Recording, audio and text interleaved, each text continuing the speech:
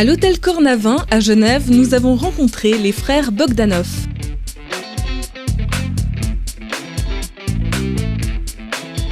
Les deux scientifiques nous ont accordé une interview au lendemain de la conférence sur l'avant Big Bang qu'ils ont donnée au Théâtre de la Madeleine pour l'Institut suisse des sciences noétiques.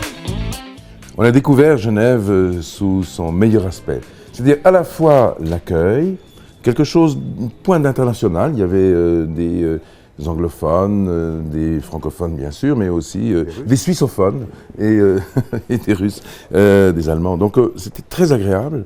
Il y avait aussi une diversité sur le plan culturel, puisqu'on avait beaucoup de scientifiques, des physiciens, notamment des physiciens du CERN qui étaient là et qui nous ont posé un certain nombre de questions un peu techniques, et puis d'autres qui étaient beaucoup plus ouvertes. Mais malgré tout, une interaction très forte avec le public, une grande rencontre et pour nous, une source de joie.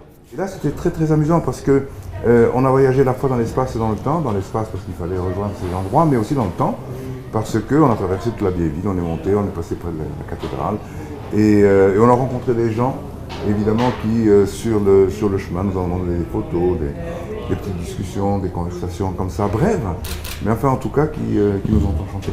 On a eu l'occasion de se perdre dans la vieille ville à 4 ans, donc maintenant on connaît bien. Voilà, parce qu'on vous attaque souvent, et on entend dire souvent on veut se payer les Bogdanov. Ça... Oui, mais c'est jamais arrivé ça. Voilà. Alors, on veut, oui, mais c'est jamais vraiment arrivé. Il n'y arrive pas en fait. Pas. Mais c'est normal. D'après vous, pourquoi Je pense qu'il y a 3 raisons à ça. Il faut accepter, quand on est sous le feu public, eh bien, que ce feu public, parfois, non seulement réchauffe, mais brûle un peu. Normal.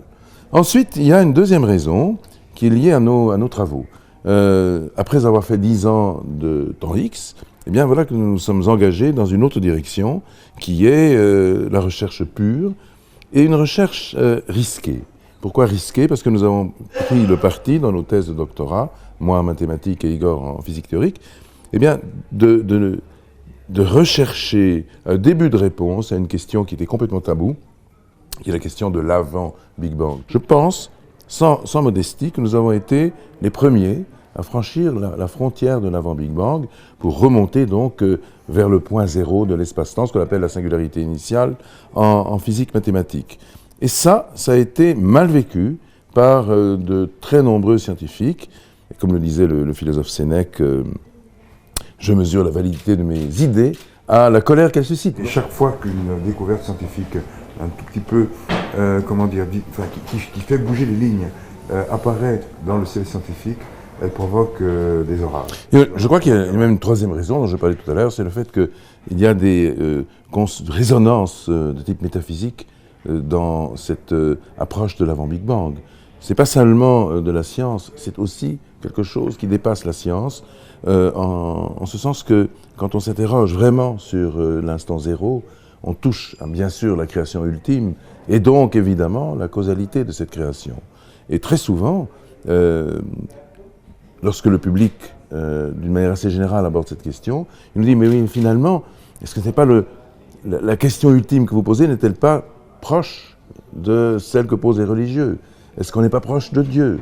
Donc, création égale créateur. » Donc à partir de ce moment-là, évidemment, en science, là aussi, on entre dans un débat qui est à nouveau très enflammé.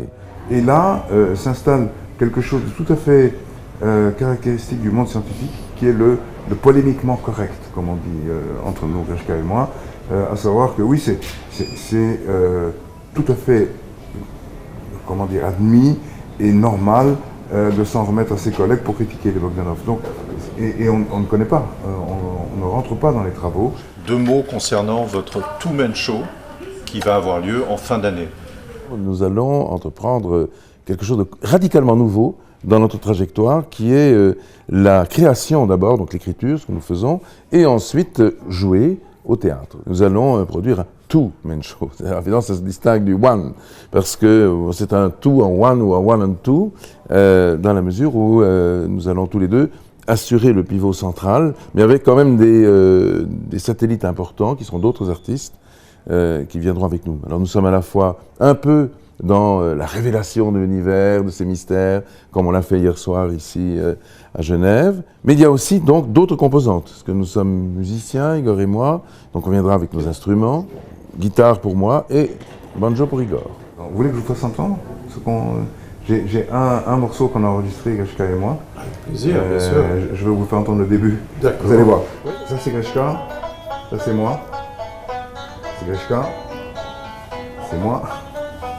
On a un duo, en fait. On est en duo, il y a deux trucs. Voilà. Alors après, c'est bien. Ça c'est du banjo, enfin très... Leur spectacle débutera en septembre à Paris.